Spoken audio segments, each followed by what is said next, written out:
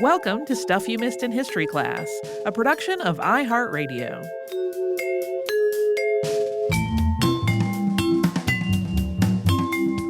Happy Friday. I'm Tracy V. Wilson. And I'm Holly Fry.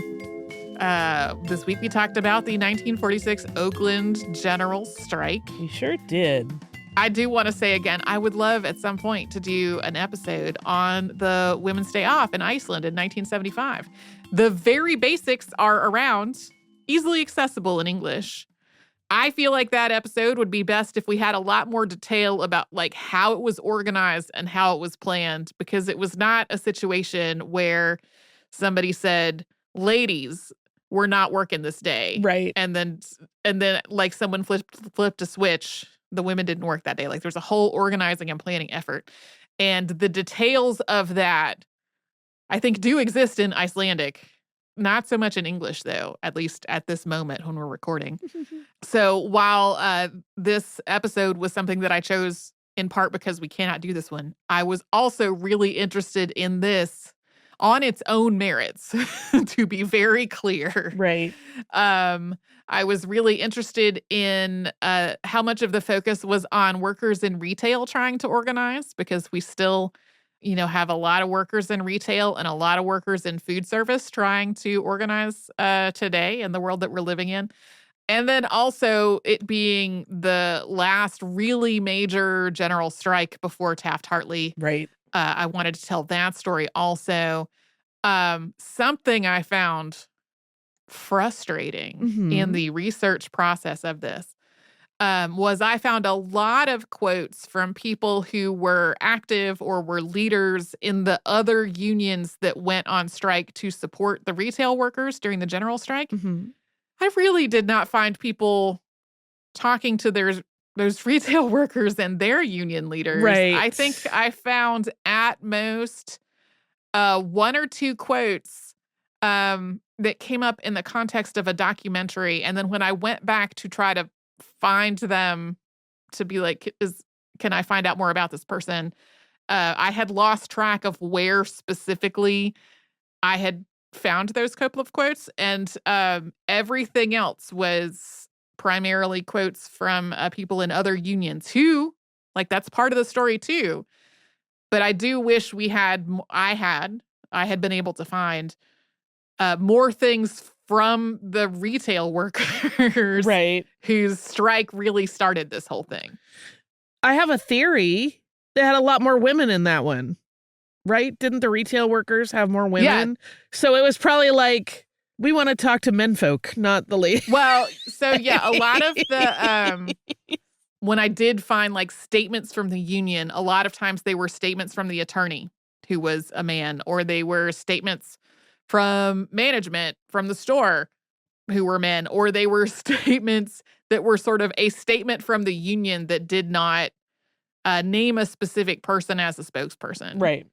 So yeah, gender was specifically a part of it. And the fact that this was a union effort that was largely led by women was also something that made this a really interesting story to me, because a lot of the stories that we have told about labor rights and unionizing and strikes, a lot of those have been unions that were either primarily or exclusively men at the time. So we've done a lot of strikes about railroad workers and auto workers. And we've talked about how all of those strikes were only possible because of the efforts of women, sometimes intentionally organized women's auxiliaries to do things like support the striking workers, keep everybody fed, keep everybody sheltered and clothed and all of that while the strike was going on. But we have not had as many episodes that are like about the women themselves at their workplace organizing. Right. The one thing I can think of off the top of my head is the London Match Girls strike, which we have covered on the show before. Yeah. This is another one of those where I'm, it makes me go, yeah, we haven't made any progress. Yeah. Yeah. I'm not laughing that we haven't made any progress. I'm laughing at the absurdity of the human condition. We'll keep trying. Yeah. We'll keep trying.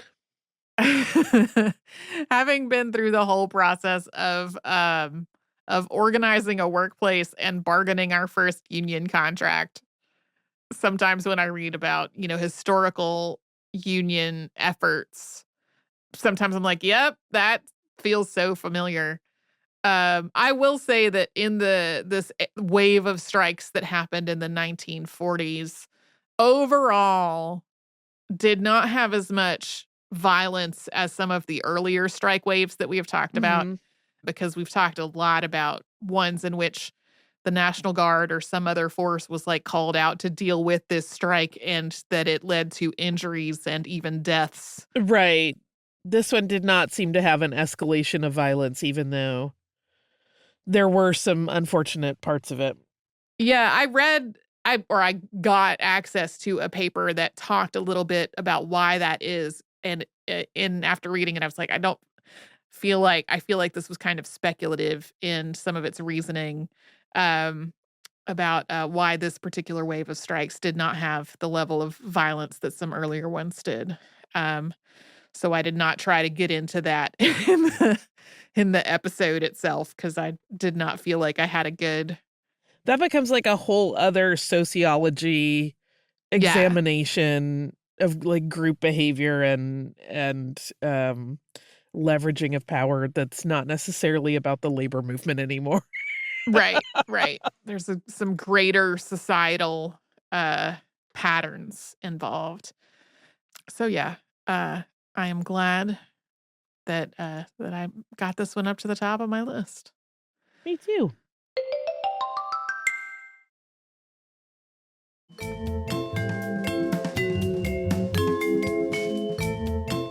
We had our live show from Indiana Comic Con about Kurt Vonnegut this week. Yes, yes. Oh, Kurt Vonnegut, Yeah. you blessing upon us all. Mhm. Um, yeah, it was really, really nice to revisit his work in preparation for this. I finally got to see Robert Whitey's documentary about him that he had been working on for decades on and off as they Yeah. became close friends, which was very moving. Yeah, it was lovely. I'm now re-listening to all of his stuff in order on audiobook. So it's just I'm in my Kurt era apparently again. One of the things we mentioned going into that show was how a lot of people find Kurt Vonnegut as teenagers, Right. and how they really connect to him. And Uh-huh. I mentioned it in the show when we record this. I haven't heard the final edit, so I don't know if it's still in there or not, but I will invoke a completely other author in why I think that's the case. Okay. There was a great interview with Shel Silverstein that I think ran on NPR a while back, where he said, someone asked him, "Why do kids love your books so much?" And he said, "Because I don't BS them. Sure. Like I'm straightforward with kids. I don't lie to them ever." Right. I think he said BS, but in the actual, set out Right. version, which would include swearing. And I think Kurt Vonnegut is the same. Like for teenagers that come to him, it feels like an adult in the literary world who is very direct and does not mess around Yeah. and tells the truth, even through very fantastical stories, Yeah. which is it's very nice to have to not unpick like, oh, the allegory of blah, blah, blah, which is not to say any of that is bad in literature, but when you're a teenager, to Oh, be yeah. like, oh, this is a very decorated literary person, and he's just directly telling me what is going Right. on, Right. and sharing some very real truths. It's very refreshing. Yeah. Yeah, I loved it. I did not happen to discover Kurt Vonnegut as a teen, and I could not 100% confidently tell you whether it was college or immediately post-college, like in very early 20s, very first living on my own land. Ah, But I don't think I was a teen. I don't remember reading any Vonnegut in high school. But I do remember by the early 20s years. Like, I vividly remember reading Slaughterhouse-Five for the first time and just being enraptured by what I was reading. yeah. Yeah, I carried around a copy of Cat's Cradle, I think, for 2 years straight in high school. Wow, yeah. Like, it was always in my purse to the point that it was like a joke. Yeah. Because it was one of those small size mass market paperbacks, like the famous cover that everybody sees. That's just the orange with the art on it. And then I also Yeah. had the similar series, Breakfast of Champions, also jangled around in my purse or backpack most of the time. And then Slaughterhouse-Five for quite a while. One of the things I love about his work is how interconnected a lot of it is. Mhm. It's not none of the words that we would associate with someone who is creating a whole fictional world like a George R.R. Martin, or, even a George Lucas, or even I'm forgetting the name of the woman who wrote the Twilight books because those were not my jam. But anyway, Stephanie like that Meyer. idea of like world building and like we're Mhm. putting together this entire world and everything his did that, but nobody was ever really talking about it. Okay. And part of it was, I think, also that he self-inserted quite literally, right? In some ways, Billy Pilgrim is his self-insert in Slaughterhouse-Five Oh, sure. as Yeah. he works Yeah. through the trauma of having gone through the war. But then there are a lot of times where it's like, "Hi, it's Kurt. I bet you're wondering why I wrote this way. Let me tell you." And he'll just explain it. And I think that is wildly charming. Yeah. I had a discussion with someone during the convention, like over dinner, one of my friends, where we were debating over whether some of the things that Kurt Vonnegut said in his lifetime come off as sexist or not. Okay. And I see how many could be interpreted that way. He would talk a Mhm. lot about whether women were pretty or not, blah, blah, blah, and like, how he was secretly in love with almost every woman he worked with. But it never felt disrespectful in the way that I associate sexism with, and it was never Mhm. super crass, you know what I mean? It was never Sure. like, so I feel like no, but but I see where people could get that way, and I'm not gonna, Yeah. Yeah. ever, tell somebody they're wrong for their interpretation. We did not talk about in the episode that we recorded at Indiana Comic Con, because you have limited time. Even more so, like when we record our show, if we run long, fine. Right. Cannot run long when you have more panelists coming into the You room for gotta something clear the else. room. You gotta get the heck out of there.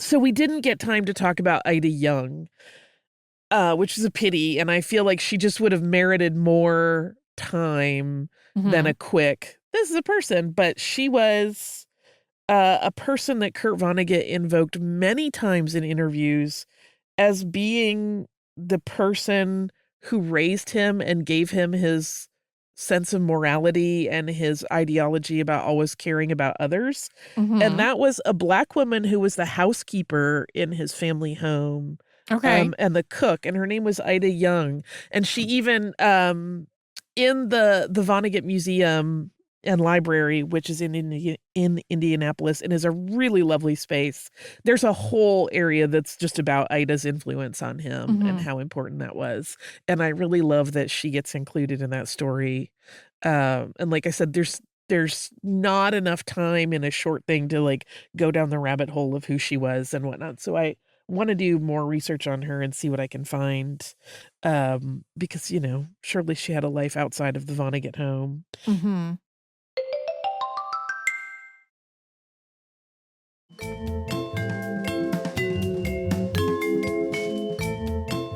I always marvel at how in interviews he would say all of the horrible things that happened to him were fine, they didn't really bother him, and I'm like, Mhm. Have you read your own books? "Baby, yes, they did, they're on the page." Yeah. Yeah.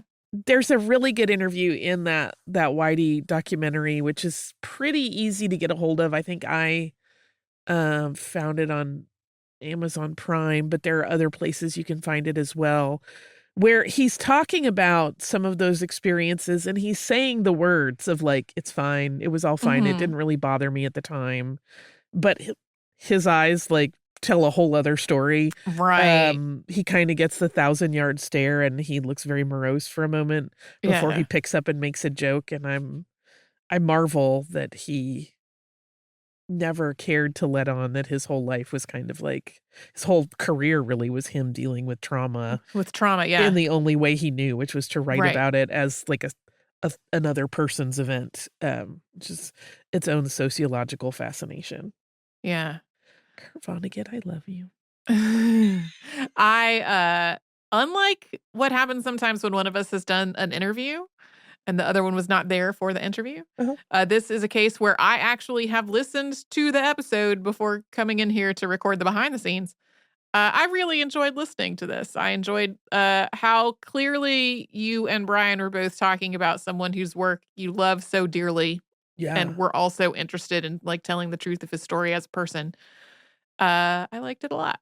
Yeah, I mean, he's a fun one to talk about because he was such a character, and I certainly would not say he was a human. Like I said, there were discussions about whether or not some of the things he said were sexist, Mhm. at the con, but he was so focused on wanting to find ways to teach people the ideas of, like, loving your fellow man should be your highest calling ever.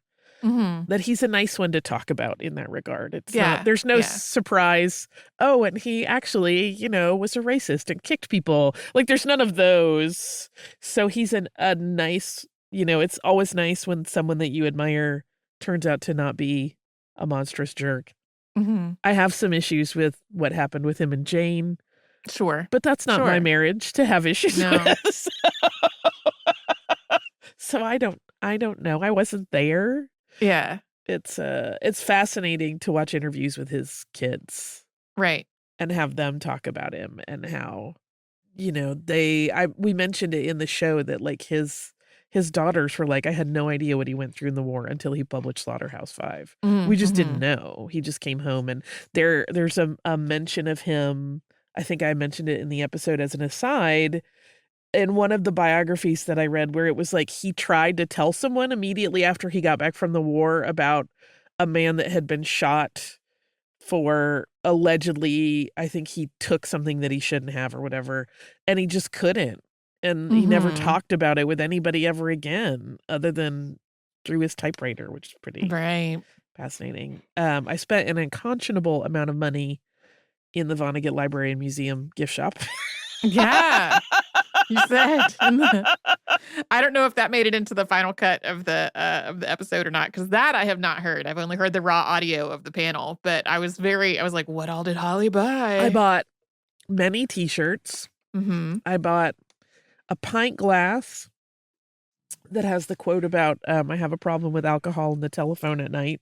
Um, I bought a really beautiful book that his daughter Edith has put together that's the love letters between him and Jane from the Mm. 1940s Mhm. when he Mhm. was at war and they were very young, which is really beautiful. I haven't gotten very far into it yet. I got a pen, I got a pack of cards, I got, I feel like I bought other things that I'm not remembering. I was just very grabby handsy because I was trying to be conscious of time because we did have to get over there in the morning, look around, get back to the convention center, and, we had, multiple panels that day that we had to do, so I was trying not Right. to drag my feet, but what a delight. I wanna go back and spend more time there. Because it's lovely, and they have a cute cafe in there. They have, like, a little lounge where they do book events sometimes. It's a very cool space, so highly recommend to anybody that's in the area and is interested in Vonnegut, or even if you're not, and you're just curious. They do a lot of fun interactive things there, like prompts that are based on the writing of Vonnegut to, like, get Mhm. kids involved in expressing themselves, and it's just a cool space. I love it. So kudos to the people that run it. I think that's it. I've probably waxed rhapsodic enough. Okay. Dear Kurt Vonnegut, I love you. I hope you know. I hope if there's an afterlife, I hope if you're on Tralfamadore right now, you feel that people love you, Mhm. since you experience time apparently in different ways than the rest of us. I like to think of him out there somewhere, just not here. Uh, Mhm. if you are headed into your weekend, I hope that you can take time to read something that you love or visit a museum that might delight you and spark ideas in your mind and just make you feel a little more at peace with the world. If you do not have time off, I really hope everyone abides by Vonnegut's ideology of treating people kindly. We all need it. Everybody be cool to one another. It's the only way we're going to get through. We will be right back here tomorrow with a classic episode, and on Monday with something brand new.